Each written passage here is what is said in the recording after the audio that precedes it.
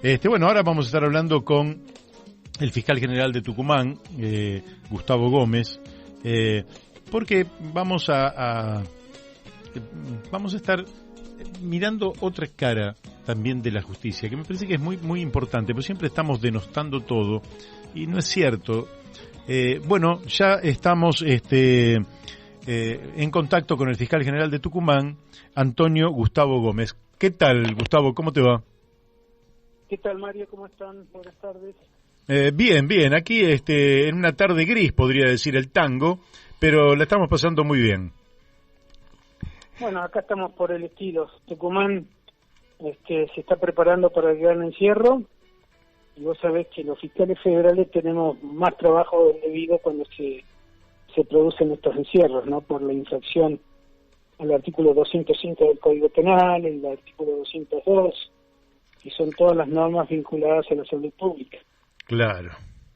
Así que bueno, también podemos hablar un poquito de eso, pero a mí lo que me gustaría, vos en general me enviás fallos de la justicia que realmente a uno lo reconcilian con la justicia, y como en general lo que uno ve es una catarata de críticas, y la verdad es que cuando hay gente que trabaja bien, que estudia, que falla con corrección, y que nos estimulan desde el punto de vista moral, espiritual, me parece que también es importante resaltarlo para saber que efectivamente, mientras que hay sectores de la justicia que pueden ser reprochables, también hay otros sectores que están haciendo las cosas muy bien.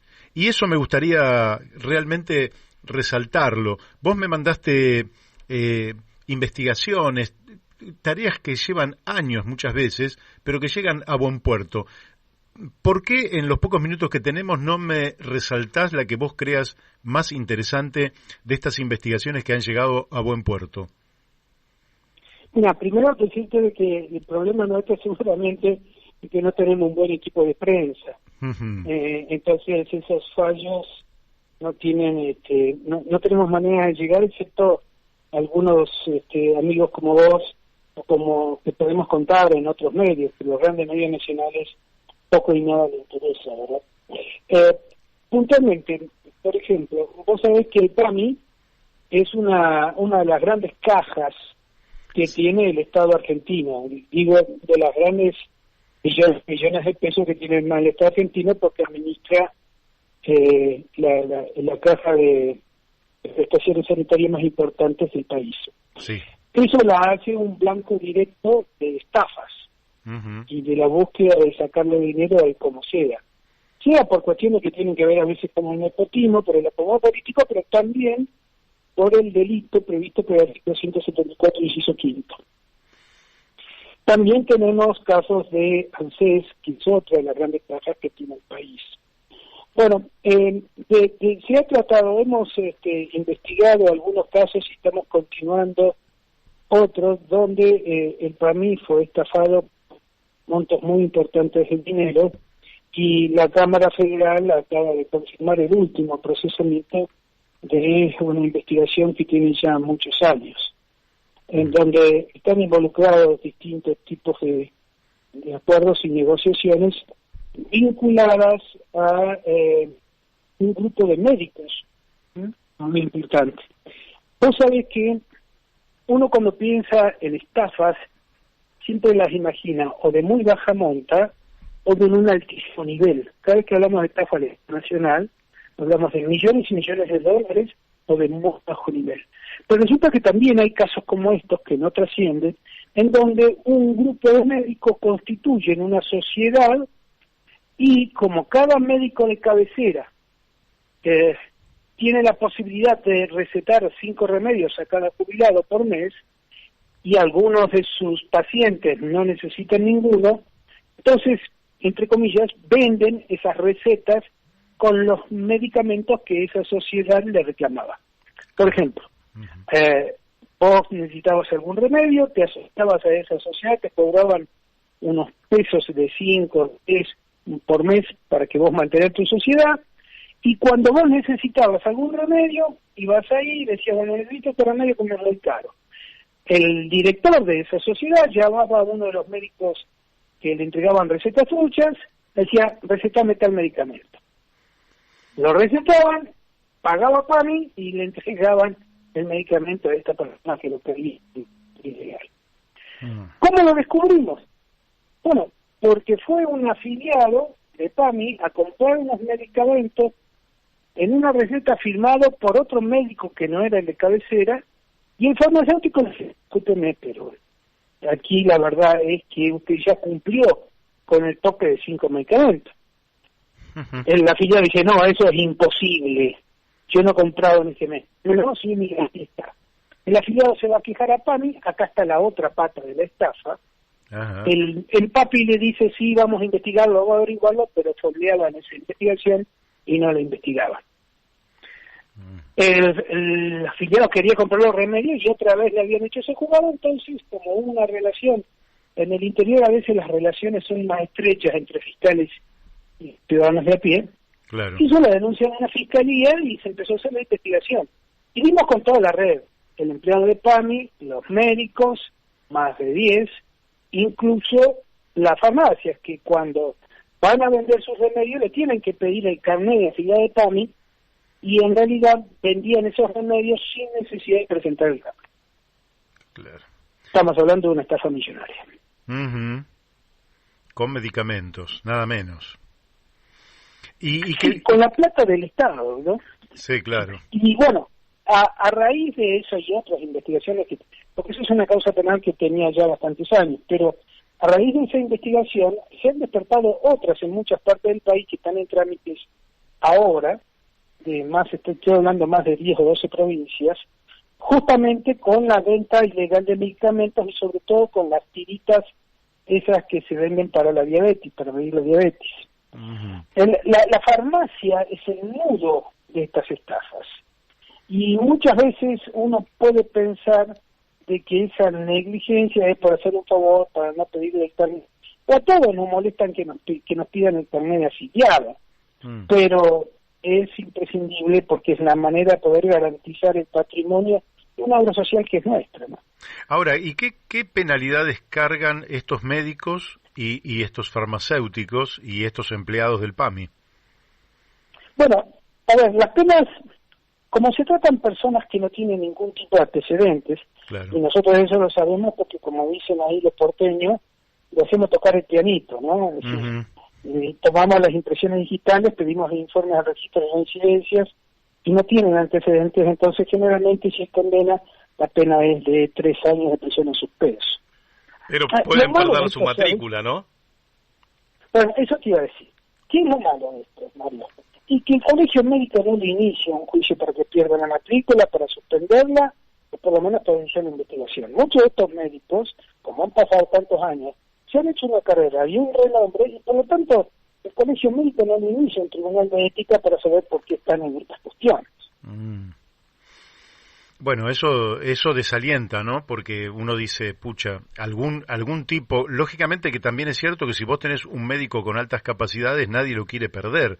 Es un valor utilitario de la sociedad que nadie quiere desprenderse de alguien que realmente se ha formado como médico, tiene un don, tiene algo para aportarle a la sociedad, pero algún tipo de penalidad debería tener o de reparación para con la sociedad debería tener ese médico, aunque fuera de manera patrimonial.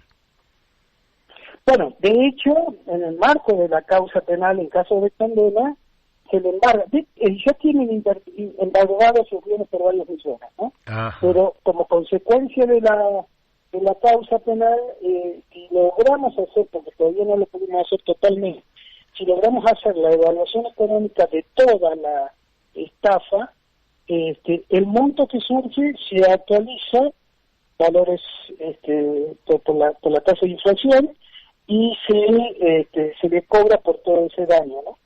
Ajá, bien.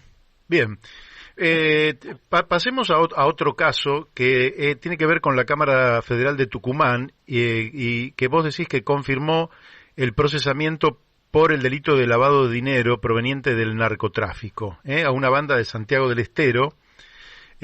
¿Por qué no nos contás un poquito también este caso, que es muy interesante? Porque siempre se dice que si un Estado quiere combatir el narcotráfico, lo primero que tiene que hacer es ver por dónde se lava el dinero del narcotráfico, ¿verdad?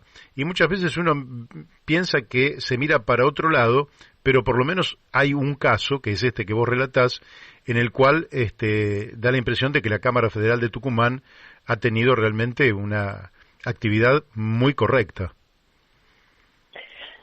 En la, no sé cómo decirlo, pero en el imaginario colectivo, cada vez que hablamos de lavado de dinero, siempre imaginamos grandes transferencias de bancos internacionales, pasando por Isla Caimán, llevándola a no sé qué paraíso fiscal.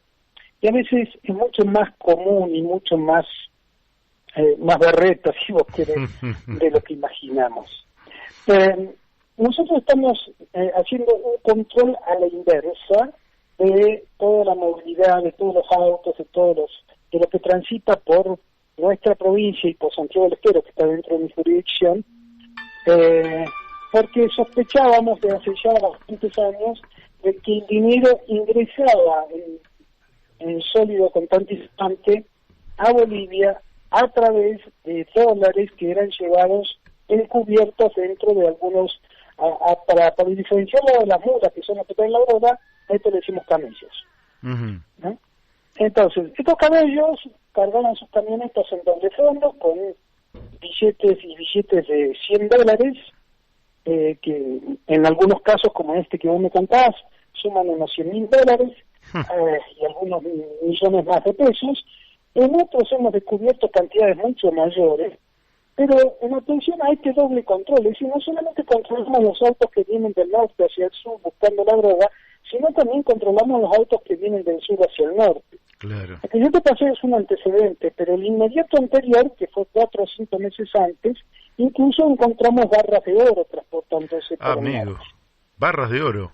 Y barras de oro, y no el oro certificado que vos podés encontrar en una joyería, sino que estaban las claras que habían comprado con el dinero del narcotráfico oro de joyería, digamos, del tipo de la calle Libertad, ahí en Buenos Aires, uh-huh. Y lo derretían, con eso tomaban como placas, lo acomodaban al auto que uno tenía que transportar, que llevar, y era mucho más difícil encontrarlo, porque el perro no olfateaba los oros, olfatea billetes, tenemos perros que olfatean los billetes, pero que no olfatean el metal precioso.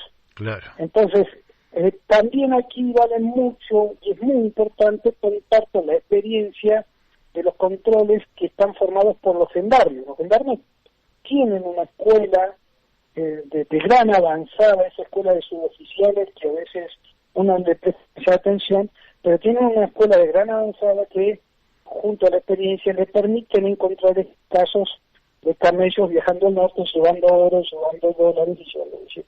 Mm. Gustavo, te quiero hacer una consulta ahora que tiene que ver con lo que ha pasado en Buenos Aires, que no es de tu jurisdicción, que no tiene directa relación, pero que, como vos sos un hombre de la justicia con experiencia en todos estos temas, pero hemos visto esta semana en Lugano, en Capital Federal, en la Ciudad Autónoma de Buenos Aires, unas escenas de bandas que se tiroteaban, que algunos dicen que vienen de otras villas, que se van trasladando hacia Lugano y que están en disputa de territorio y que generarían un ambiente parecido al que en otros tiempos se vivió en Cali, Bogotá o lugares, Medellín, lugares donde realmente fueron asolados por el narcotráfico a niveles realmente tremendos, con una secuela de violencia importantísima. ¿Vos considerás que en la Argentina hay riesgo equivalente como para que estos sectores vayan teniendo territorios liberados y puedan realmente constituirse en un peligro de aquella magnitud, o pensás que es un narcotráfico de menor envergadura, de menor desarrollo y organización, y que en definitiva va a poder ser controlado, no digo totalmente eliminado, pero sí controlado por las fuerzas de seguridad? ¿Cómo lo ves eso? Nosotros siempre corremos detrás al narcotráfico, ¿no? Cuando el narcotráfico organiza algo, lo pone en funcionamiento, recién nosotros nos enteramos a los 2 o 3 años. Procedimientos como el que viste vos ahí en Villa Lugano, nosotros lo conocemos como procedimiento de saturación. Después, capturan de policías un lugar una noche determinada en busca de la droga para terminar con estas bandas. Pero es una falsa creencia de que esos procedimientos sirven para terminar como la droga o con las peleas de las bandas. Porque en los hechos lo que ocurre es que se llena de policías, porque salieron algunos videos por la televisión o una cosa por el estilo, se satura de policías, se saca la droga. Es cierto que para que al momento que llega la policía ya no hay nadie de los lugares narcos que estén pidiendo ahí. Y después, cuando se retiran, dejan a la población del lugar en un riesgo increíble. Yo soy enemigo de los procedimientos de saturación porque se pone muy en riesgo la vida, porque nos terminan matando, de la gente que vive en el lugar y que son desconfiados como supuestos delatores o vecinas de la policía. Claro. En realidad yo prefiero otro estilo de trabajo que han tenido éxito en algunos lugares, que nosotros acá en Tucumán lo ponemos bastante en práctica, que es ubicar en los lugares complicados familias de policías que quieran vivir en esos lugares, que tengan una vocación de policía realmente, que la gente del barrio sepa que es una familia, o es el departamento, o es la casa, es un lugar donde viven policías, que se integren en el baño, y eso desalienta mucho a las bandas de policía. Ajá. A las bandas, perdón, de narcotráfico. De narcotráfico. Es decir, tratamos de, por ponerlo en términos de pandemia, tratamos de vacunar esos lugares con anticuerpos al narcotráfico, que el narcotráfico le resulta repulsivo. Si vos colocás en barrios como Villa Lugano varios de estos centros o de estas casas, de esta gente que trabaja como policía por vocación, pero que la gente del barrio lo conoce como tal, pues disminuyen mucho las peleas de estas bandas. Eso por un lado. Y por otro lado, las peleas de las bandas de narcotráfico se están dando especialmente por el bajo, porque estamos muy saturados en el mercado de drogas. Ajá. Cuando vos tenés un mercado de drogas a un precio importante del valor del gramo, en este momento un gramo de máxima pureza puede andar entre los 900 y 1.500 pesos.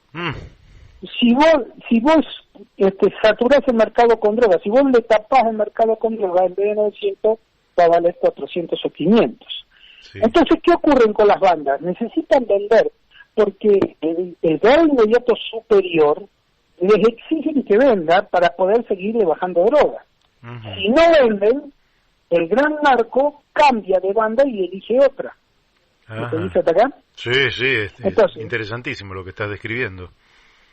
Cuando cambia de banda y elige otra, hay un primer enfrentamiento entre bandas. Entonces, ¿qué está ocurriendo?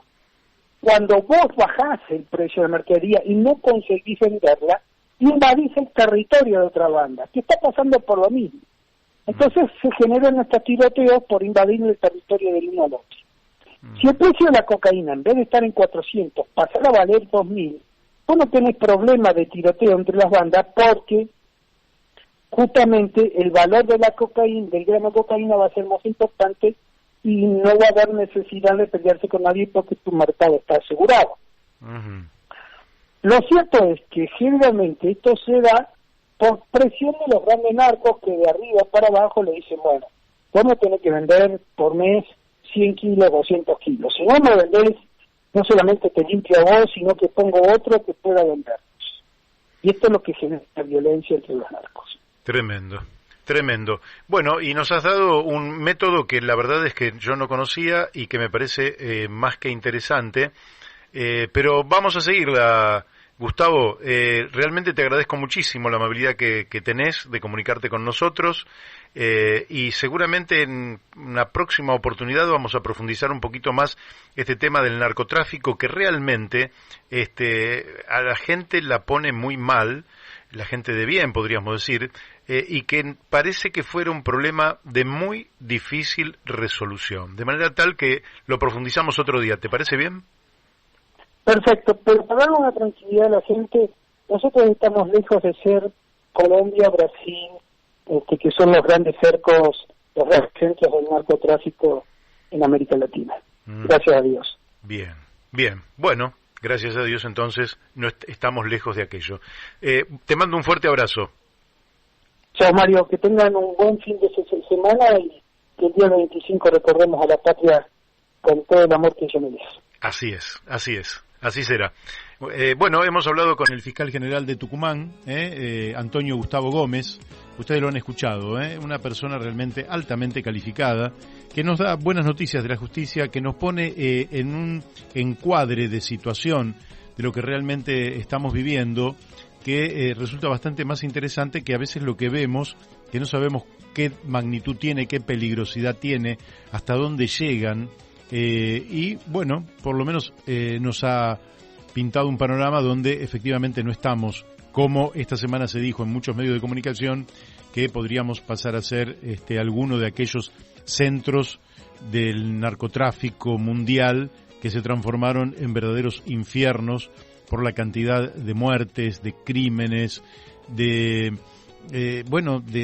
las motos, como ustedes lo habrán visto incluso en películas, como se han dado en Ciudad de Dios, creo que es la película brasileña, o hay otra película colombiana, que en todas ellas vemos realmente cómo se descompone la sociedad, cómo se degrada la sociedad, y cómo una sociedad sin brújula, sin destino, sin horizonte, termina en un consumo irracional de drogas y en una disputa irracional donde la violencia y la muerte se transforma en el gran motivador para la vida. Y otro fiscal me dijo hace no demasiado tiempo que en Colombia decían los chicos: prefiero vivir 4 años como un rey que 40 como un buey,